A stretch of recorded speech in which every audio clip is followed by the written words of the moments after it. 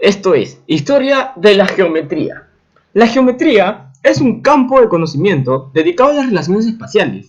Junto con la teoría de números, constituye el precedente más claro de las matemáticas modernas. Las principales áreas de aplicación de la geometría clásica son la construcción de edificios, tuberías y la distribución de terrenos. La geometría primitiva se basa en una colección de hallazgos empíricos relacionados con la longitud, el ángulo, el área y el volumen de varios objetos, que se desarrollaron para satisfacer las necesidades de medición, arquitectura, astronomía y artesanía. Algunos de estos principios son tan sorprendentemente complejos que sus argumentos requieren una elaboración complicada, incluso para las matemáticas y el cálculo modernos. Es razonable suponer que el origen de la geometría se encontró en el primer pictograma del hombre primitivo, prehistórico, 3300 años antes de Cristo, y de esta forma, inconscientemente, realizaba objetos que los rodeaban según su forma o tamaño. En estas formas de abstracción comenzó el primer método geométrico intuitivo e informal. El desarrollo de la geometría primitiva fue paralelo al desarrollo de los números y la aritmética. La introducción de los números es un paso decisivo en la abstracción, y esta abstracción deja atrás la marca de conteo utilizada por los pueblos primitivos. Uno de los primeros esfuerzos serios se remonta a la antigua Mesopotamia, hace 6.000 años. Geometría en Babilonia. Los matemáticos babilónicos fueron mucho más allá de las operaciones aritméticas y proporcionaron ideas básicas sobre la geometría y teoría de números. Entre los resultados geométricos conocidos en Mesopotamia, existen métodos para calcular el área de un círculo con muy buenas aproximaciones al número pi. Los babilonios también podían calcular el área de un triángulo y un trapezoide. Tenían fórmulas para determinar el volumen de un cono truncado y pirámides cuadradas truncadas. Los geómetras babilónicos tenían un conocimiento básico de una trigonometría. Estaban familiarizados con el teorema de Pitágoras y comprendían su principio general. También conocían la frase atribuida a Tales de Mileto, según la cual el ángulo inscrito en un semicírculo es correcto. Además, saben que los lados correspondientes de dos triángulos rectángulos similares son proporcionales, y que la línea vertical trazada desde los vértices de un triángulo isósceles divide la base de este triángulo en dos partes iguales. Geometría en el Antiguo Egipto. Según los escritos de los historiadores griegos Heródoto, Estrabón y Diodoro, la geometría del Antiguo Egipto fue muy importante e incluso atribuyeron el nacimiento de esta ciencia a los egipcios. Posteriormente, se lo pasaron a los griegos. Estos historiadores nos dicen que el conocimiento de la geometría egipcia y el conocimiento de la cultura mesopotámica pasó completamente a Tales de Mileto, a los pitagóricos y Euclides. Las inundaciones causadas por el Nilo en el Antiguo Egipto obligaron a Heródoto a llamarlos agrimensores o tensores de cuerda y recalcular los límites de los campos año tras año. Por ello, desde la antigüedad han tenido que resolver el problema de la agrimensura, es decir, el problema de la geometría, que es muy importante en una sociedad compleja con un gran número de registradores. Los egipcios enfrentaron el problema de calcular el área de cuadriláteros y triángulos, y alcanzaron una buena aproximación al calcular el área de un círculo. Después de considerar las grandes construcciones realizadas por los egipcios, cabría esperar formas geométricas muy avanzadas, pero lamentablemente no hay registro. Solo podemos analizar el papiro de Anmes y el papiro de Moscú. Geometría griega. De hecho, Tales vivió en Egipto durante mucho tiempo, aprendiendo de los sacerdotes egipcios y transcribiendo conocimientos generales sobre él, cuando pudo medir la altura de la pirámide de Keops y predecir un eclipse solar. Euclides es autor de varios trabajos, pero su nombre se relaciona principalmente con uno de ellos, Elementos, que compite con las obras más famosas de la literatura universal, como la Biblia o Don Quijote. En esencia, es una compilación de autores anteriores y fue inmediatamente superado debido a su plan maestro y escala objetivo.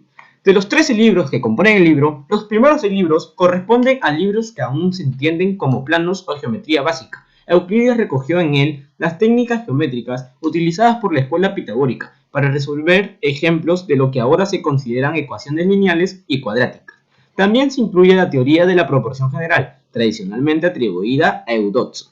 Los libros del 7º al 10º tratan cuestiones de los números, las principales propiedades de la teoría de los números, divisores, números primos. el concepto de comparabilidad entre los segmentos de línea y sus cuadrados y cuestiones relacionadas con la conversión de dos radicales.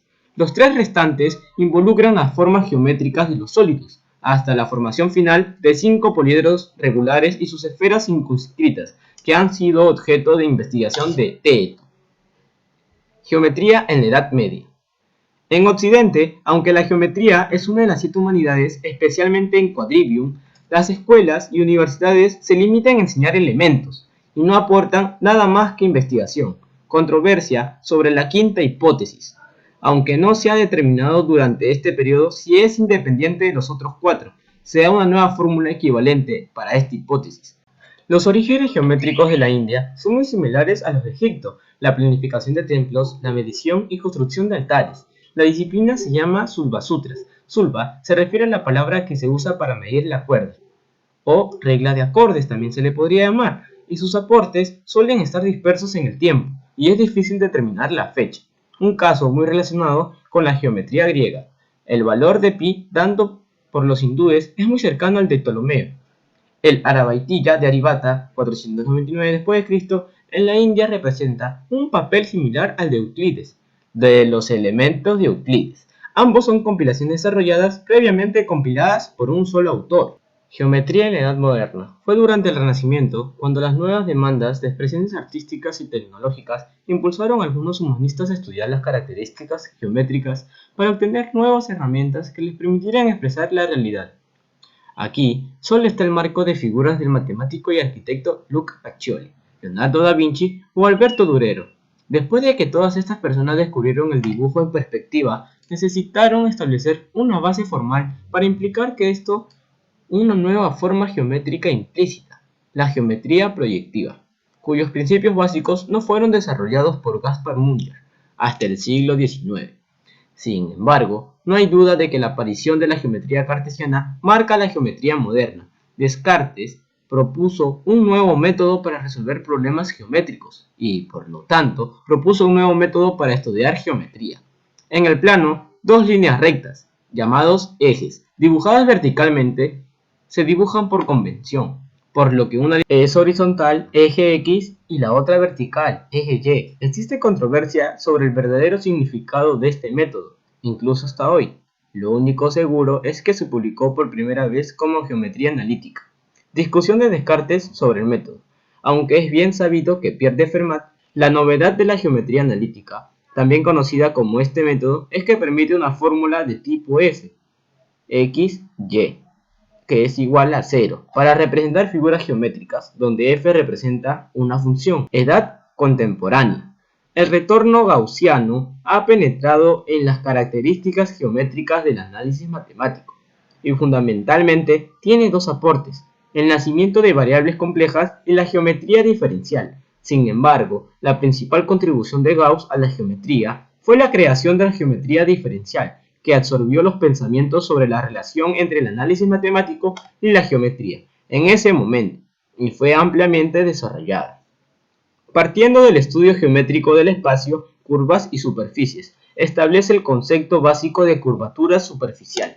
Estas consideraciones hicieron que Gauss considerara la posibilidad de crear geometría no euclidiana. Por tanto, por un lado, Gauss fue el primero en crear geometría no euclidiana.